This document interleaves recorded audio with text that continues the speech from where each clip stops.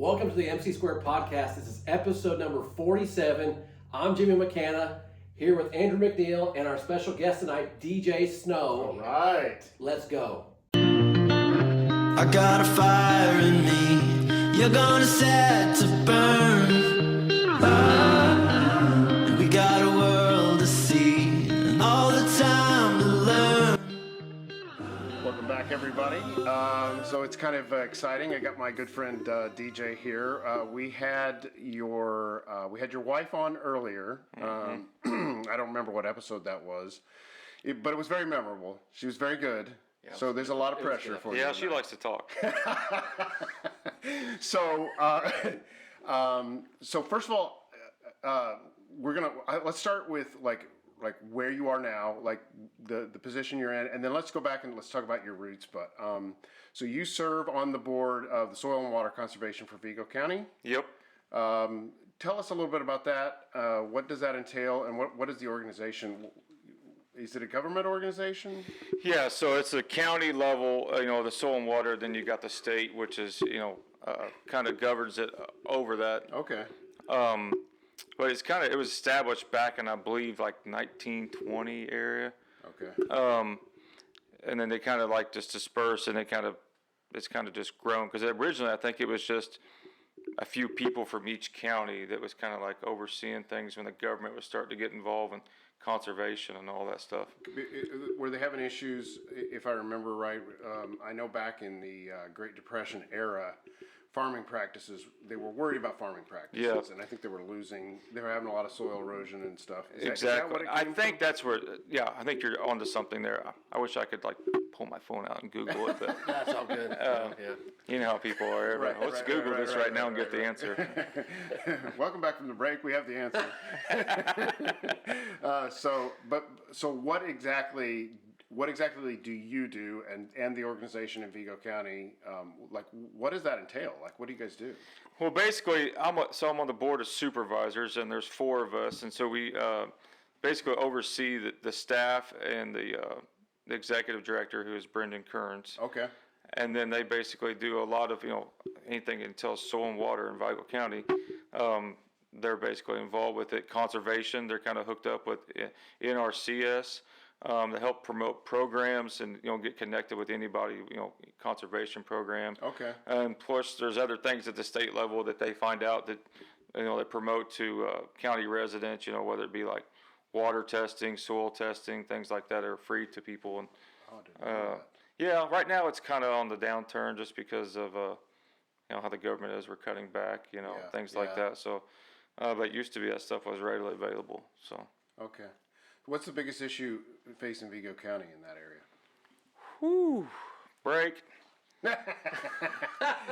Avian bird flu. I know that was Brendan was on television. I think a couple weeks ago. Oh, I thought you meant like no. That's definitely that was definitely not so much. Brendan's on top of it as far as conservation stuff goes. He he was just proactive with that, and kind of like most people didn't really. Right. There's a dead bird. Don't really think much about that. But Brendan's like, hit the brakes. Let's check this thing out, type of guy. But no, I'd say the biggest thing facing the soil and water right now is actually just the gutting of it, coming from the Fed.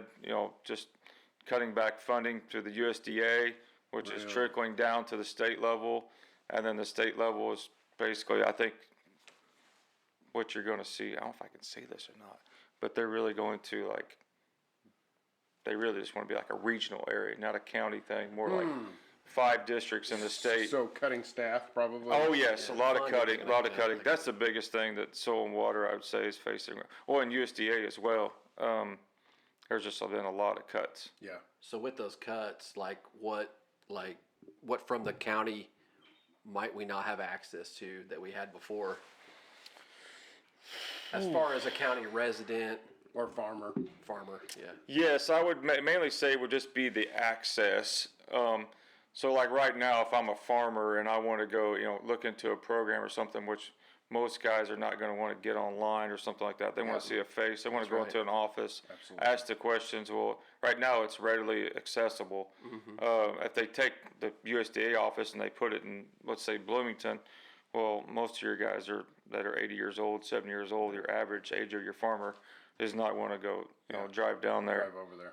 That's the biggest hiccup from it. Do farmers, do they commonly get their like land tested every so many years? And does that have to go into how much fertilizer and whatnot they put into it? Oh, absolutely. I mean, most of them do a lot of that stuff on their own. They definitely do yearly, soil testing.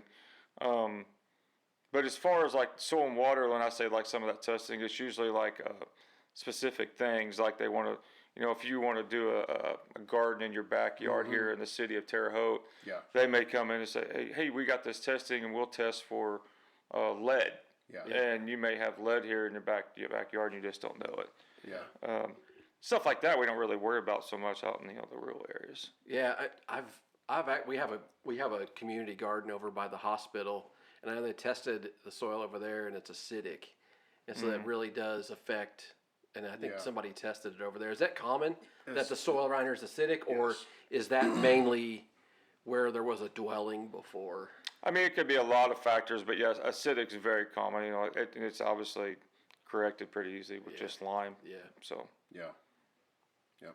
So what about the water side? What's the biggest aspect of the water side that you look at? I mean, obviously the river's involved. Definitely water. I mean, the river's definitely involved there. But on Brendan's level, the staffing thing, they're involved with checking construction sites, work sites, making sure they're doing the proper erosion protection.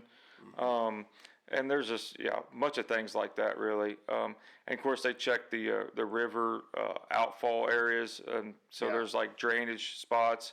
Brendan's ran across some things. There's some old oil pumps and things like that get in there, contamination issues.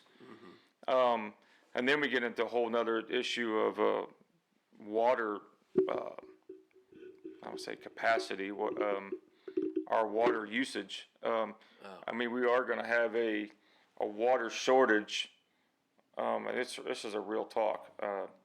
I went to a thing at the state level, part of the soil and water training last year at Indianapolis, and the river up north sets good. Our water coming down, they're robbing a lot of it for north of Indianapolis, west of Lafayette.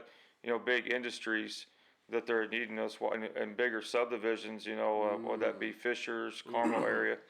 And that's a lot of the reason why you're seeing the lower river levels as you do right now.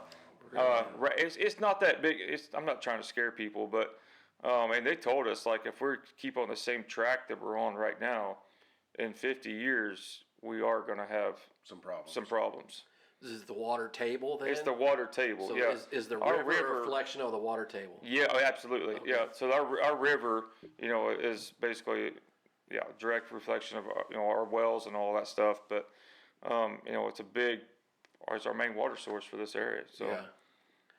And of course you got the White River, which kind of supplies like Bloomington and all that area, kind of southeastern Indiana. But the Wabash takes care of this, and then we got some, if I remember right, I think, which is Vermilion County, I think Illinois pulls water from the Wabash. Oh, really? Mm-hmm. So it's still in our water. Yeah, So Vermilion is River. that regulated at all, or is that even a consideration? Say you've got these, let's say you got a factory going in, or you've got housing complexes going in, or even these data centers, which they actually need a lot of water to cool their stuff. Yeah, I don't know I'm sure. Have you guys heard of that LEAP project that they were talking about a lot last year? That's an acronym, for something I can't remember right now off the top of my head, but they're definitely like trying to control it, or think of more creative ways for, hey, let's where else can we get water from besides this specific area? Yeah. So what are some of the ways? Like what can be done? Obviously conservation, but. And this could be coming from let's just say I like to say the book of DJ. That's good. We'll take that. Andrew's probably heard me say this before, but and I really dive into my own opinions. They call it the book of DJ, and that's we're losing a lot of water also for just from natural and industries and runoff from more what am I going to say? Construction, you know, Yeah. asphalt, concrete. Yep. All that's it's just run. Where's it go? It's running off down the river and ending up in the Mississippi and Yeah. down to the Gulf. It's not So- given an opportunity to be absorbed into the Exactly. soil. I gotcha. Exactly. gotcha. And that's another thing that has to do with, you know, the flooding issues that we've had more and more the past, 15, 20 years. You know, I grew up, I was telling Andrew, you know, less than a mile from the river as a kid. So that's where my passion comes from, of really caring a lot about this stuff. And, you know, the river we had high rivers back then. And I can remember some, you know, levee breaks and things like that. But it didn't rise so quick and so, you know, so fast like it does now. And I think a lot of it just has to do with, you know, just more quickly runoff. That's makes a lot of interesting sense. because I mean you see that in like desert areas where they get a heavy rainfall, and you're right, because it's so dry. It doesn't soak in. It just immediately, Yeah, and just then like you a have brick. dangerous you know, flash floods and whatever. All right, so let's talk about that. So where did you come from, DJ? What's your origin story? Origin. What side of the river? Well, let me tell you, I do have. I'm called a creeker. Are you really? That's actually Yeah. a compliment. I'll take Because that. I grew up in Prairie Creek area, which is Okay. southern Vigo County. No. You know, all my whole life. And there's probably 3 or 4 houses there in a little subdivision, I would call it, that, you know, but it's super rural there on the Battle Row. Yeah, I lived there most of my life. Started working on a local little farm there when I was about 12 years old. What'd you do? Just anything? Or? Pretty much anything. It was a cattle farm mainly. And, you know, I learned a lot there. I was mainly learned, you know, work ethic. And that's where I developed passion for cattle as well. Yeah. And then from there, you know, I went off to the Marine Corps, came back here, and then continued my government service, is what I still do now. So That's right. Yes. So you've told me this before, but Jimmy and you and me, I'm a little older, but we're all in the same generation that actually remembers 9/11. Oh, Which yeah. is so crazy to me that so many people now weren't born then, or were so young that it's not a big deal. But what were you doing at 9/11? Because if I 9/11. remember, you had signed. Did you sign Yes, up for the that's actually correct. So I actually enlisted exactly a month before 9/11. So I enlisted August 11th, 2001. Oh my gosh! Fast forward a month later, would have been like the first, you know, few weeks of school. So I was a senior in high school in econ class the day that it happened. Interesting. Econ class. Yeah, econ class. They turn the TVs on? Absolutely. Yeah. Yeah, I remember that. And you were thinking, And I remember thinking, everybody kind of knew then too, because I was kind of like, you know, I was motivated and knew what I wanted to do, and everybody knew I enlisted in the Marine Corps. So Harold looked at me like, there you go, man, you got what you signed up for, you you're know. thinking, I didn't sign up for that. That's not exactly what it was. So were you going in for education? Was it the? Yeah, I would say that. But I knew from like I said, young age, I had a history. I had an uncle that served in the Army. My grandpa served in the Navy in World War II. And he was actually, you know, at Pearl Harbor and stuff like that. Really? He served on a USSF's Mufford battleship. And he didn't talk much about that at all, actually. But I didn't learn that till actually after he passed. The whole history and his experiences, but He was at Pearl Harbor. yes, right after it happened, after, he was there. Clean up and yeah. mess. And but anyway, I learned a lot about him. You know, it wasn't until after he passed, but that was my motivation, I guess, to initially join the military. And then, of course, I just wanted to be the best. No, I mean, Yeah, I looked into it. I remember. It was. I almost joined the Army. I remember guys said you could be a Ranger. You know, they're the best. And then I went over to the Marine Corps office, and the guy was just like shook his head, and he's like, "Man, look at our uniform. There's just no comparison." Okay. I'm like, you're right. Well, I wasn't. No problem. I wasn't in the Mayor, Army. who's the Yeah. Army Ranger. Right. I wasn't in the armed forces, but I have actually a daughter who's spec ops in the Army, and I've got a son who was in the Army. So, but he felt the same way about the Rangers. He was like, ah. Of course, No, they're all.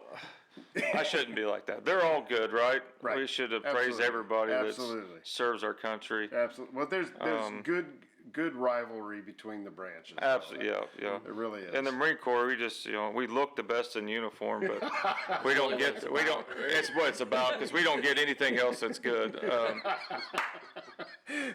Well, I've heard that I've heard Marines say that when you want it done, they send the Marines in. Yeah, Yeah. yeah. Yeah. And I've heard it said, well, I won't say what I've heard about the Marines from the other branches. So, actually, and I have my daughter's boyfriend is actually in the Air Force Academy. Is that right? Yeah. So he's probably got a queen size bed. Yes. They have a little. They get like weekends off or something in boot camp or something like that. I never seen so many men go to church on Sundays as it was in Marine Corps boot camp. Really? Because you get out of You get out of training, you get out of being harassed if you go to church on Sundays. Well, that's praise Jesus. That's right. That's right. Everybody became a Christian. That's awesome. Now you served in the military for a while, right? How many years? I did 3 years active duty and 3 years reserve. Okay. And Did they ever call you back in reserves? No, I was actually supposed to be a reservist from the get go, but because of all this, the 9/11 stuff. And just all my active duty time together came out to be like right at 3 years. So Yeah. And so, did you? What rank did you? I got out as a sergeant. I was a sergeant. That's great. Well, thank you for your service. by Thank the you way. so much. Yeah. Honestly, and a lot of folks don't. Younger kids do not remember that time, but that was actually a pretty scary time for America because. You felt vulnerable after 9/11. It was like, I mean, I don't know if it was this way for you, but you remember for at least a month or two looking up in the sky every time you saw a big plane go by. You're like, that's been hanging around for a while. What's it doing? Yeah, it? And we wouldn't think about that today, but at the time it was it was a big deal. And there was a brief moment of national unity. Didn't last real long. And then who knows about our response, because it always felt like, and every year that we have 9/11 and people say, never forget, because I think that's what we say, never forget. Did we learn the lessons of 9/11? And I there's no way we did, honestly. I mean, whatever lessons we thought we learned, looking back now, it's been a long time. Looking back, you're like, yeah, I don't think we did. I don't think we learned. Lessons. I think there's just the time lapse. I think our generation certainly has, and probably hasn't forgot it. It's probably our grandparents will say the same thing about Pearl Harbor and stuff. As time goes on, heals the wounds or whatever. But there's just a generation there that's coming up now that doesn't know it. They didn't experience it. We got a whole generation. That is, it's what molded us. It's what made us who we are. That's right. I'd say that's probably, speaking of unity too, I got to thinking, I was watching a show the other day. It showed, it was about clips of 9/11, but it had the Chamber of Congress on there with the president giving his State of Union, Bush giving his State of Union, and the whole chamber's up clapping together, right? And I literally said, when's the last time you've seen that? That happened forever. No. My gosh, we need that. That was like, I saw that and I was like, that was a good feeling, There's nothing better to have some good unity. I think that's so true, because I don't think take us out of the political arena. I don't think Americans have an issue with differences of political opinion. If patriotism to the country is foremost. So we can disagree on economic policy. You can even, Democrats, Republicans, But as long as we all understand that America does come first, so the fact that America first is hated by half the country or 40% of the country, 30 is astounding. It's astounding to me, and it's actually not sustainable. We can't continue if we continue to raise generations of kids that hate America or are ashamed of America, feel like America, has done so many bad things, and our history is so terrible, and they're not understanding that in the general scope of nations and the history of the world, America is the greatest country that's ever existed, and it's got a lot to be proud of. Yep. Yes, it has mistakes. It's done terrible things. Yes, but in the grand scope, it's done more good than harm, and it is one of the good nations.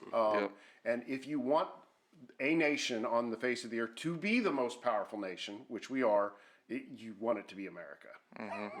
We're a force for good. What we're doing in Iran is still, whether you agree with the war, whether you disagree with the war, the intention, the purpose is noble. And it is not to take land. It is not to take riches. It is not to expand our empire. Right. It is to punish evil. Whether we should do it or shouldn't do it, I mean, that's another discussion. Regardless, I just and even being upset about that or whatever. But DJ, I think this, and we've talked about this on other podcasts. This generation, the kids in high school, just starting college, seem to have had a major turnaround and are actually having a revival. It's not the kind of revival that we have thought we would have, the big tents full and all that kind of stuff. But these kids are genuinely having their hearts turned, and they've rejected a lot of that stuff. A lot of America's bad, America's evil, whatever, let's all have blue hair and change our gender. So that's actually very encouraging. So we haven't had something that's caused that necessarily, except for maybe God's mercy. But that's been really cool. So I would love to hear, I think that people would love to hear, talk about your relationship with the Lord, because I know... well, let me back up first. Okay, absolutely. You said something that really kind of hit home with me that was kind of, I was like, oh, yeah. America, the greatest country on earth, right? Yeah. And of course, I'd never been outside the country before I joined the military or anything like that. But when I, got overseas, quickly, I obviously figured out just how great America is. And I don't know how to get that experience or get that, a kid, 18 years old, to even some adults in this country, to get that experience to know how good they got it. Yeah. I mean, you can do anything in this country. Yeah. You can become anybody you want to be. Yeah. You can write your own destiny. You really can. If they, it's when you can't. No, okay, go to another country and see that, and then tell me that this is the greatest country on earth. Yes. Amen. Sometimes you don't know what you've got till you lose it. That's for sure. And that is the danger, that we don't have our liberties challenged, which might be the silver lining to what COVID was, because we saw a widespread communism, honestly, start to encroach on society. And we can talk about whether the shot and blah blah all that, but there was a lot of command and control from the top down, telling all us peons what we could do, who we could have over. Hey, snitch on your neighbor. I mean, not to go back into the COVID stuff, but it did kind of awaken, I think, a desire to, I think we want to still be a free country. After that, It was like, you know what, let's take our health risks. We want liberty. We want freedom. We'll never go back to that again. No, I don't think we will. No. I think it invigorates this next generation with a drive for truth. Yeah. Because although there was the Pearl Harbor and there was 9/11, I mean, that, for this generation, that was it. Yeah. A lot of them were in school. We're talking about that's right. Middle school, high school. They were talking about this age now that's out. And that's what they're searching for is truth. Right. Yep. And they are realizing, even over the last year, 6 months or whatever, is that you have to take everything that you see, you have to take it captive and be like, all right, is that truth? Right. I've never questioned things like the point since COVID on, but everything that you even watch, you question. Right. And that's actually you mentioned the Bible verse there. You did it on purpose, right? Yeah. Take you every always- thought captive. Yeah, every thought captive. Yes. Yeah. I'll work it in there. All right. So, were you raised in a Christian home? Oh, I wouldn't say so. No, not so much. Okay. And we went to church, but it wasn't like on a regular basis. What really got me though was I mentioned I had 3 or 4 houses there in my little neighborhood, and there was some other kids that was close to my age, and they were regular attenders to church, and they started taking me with them, and I was there basically every time the doors were open, and Really? yeah, I accepted the Lord when I was like 10 years old, October 1993, Nice. and yeah, Lord just really had His hand on my life from at an early age. He's really guided me, protected me. Yeah, I wouldn't be where I am right now if it wasn't for Him. Yeah. And what's cool is so as at 10 gave your heart to the Lord, and I've talked about this with my kids. You go through phases with your walk with the Lord where you have that initial.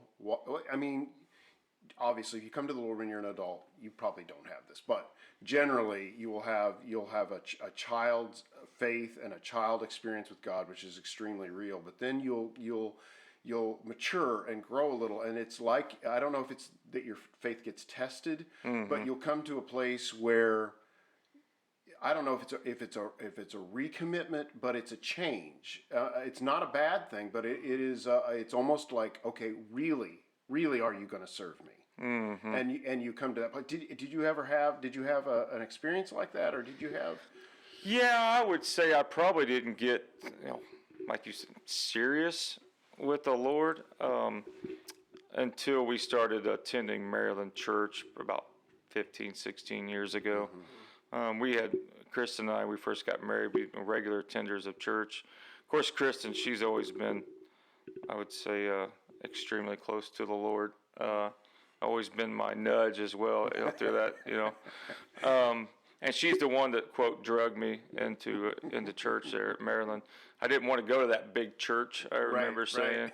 I didn't want to do anything with that loud music or anything like that. So you were a Baptist? Or Oh, yeah, we were You didn't Baptists. want the irreverence? That No. was probably And I remember the first time I went, I was like, the walls are vibrating, and I'm thinking. And it was like the exchange they had at Maryland on Sunday evening, so it was a younger generation, which would have been us at the time. Right. And it just kind of grew on me, really. And I remember, though, like on a Sunday, I can't remember what the sermon was about, but I remember Scott Longear was talking, and he said something like, if you're the man sitting here, that's basically, not doing this, not doing that, and you're this, and it was just, one of those smack me in the face type things. And, yeah, I just kind of, from there, the Lord has just really turned me around. I've done a 180. I used to be a real hard, mean type person. Yeah, extremely hard. Face was, how do you say it? A Marine. Yeah. Were you like that going into the Marines? Yeah, not so much. My wife would probably be able to speak better on that than me, but no, yeah, just experiences, you go through and things like that, and things that just kind of really harden you, But no, the Lord has really softened my heart, especially through, we think we talked about, mission trips and serving in Nicaragua. Yeah. The people there, just going to a country like that, that's destitute, and just they have nothing, and they love on you more than you could ever love on them, and that feeling just washes away so much. That's awesome. So talk about that. How many times have you been there? Oh, I have been, I believe, 4 times now. My wife has been probably half dozen times.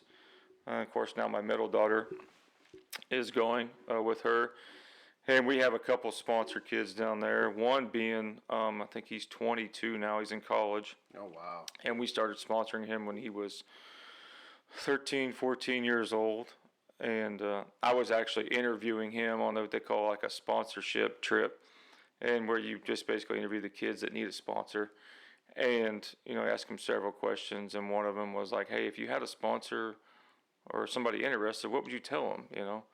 And that kid, he looked me right in the eyes and he said, I'll try my hardest and I'll never give up. That's all you need. And I said, I'm your guy, man. I'm your guy. I'm gonna sponsor you right now. Sweet. And yeah, he was just set aside. He was set aside too, because he was taller kid. Most of the kids there, aren't really tall. He was just a taller kid. He's just real special. He's extremely smart, and he's going to graduate at the end of this year from college. So we've been able to That is awesome. walk with him, and we developed a relationship with his family, which is kind of unusual down there. But we've got a direct connection with his parents, and I've been able to actually go to their home a couple times, have dinner with them. That's awesome. Yeah, just a whole nother level, right? Of just connection, spirituality. It's awesome. That's really cool.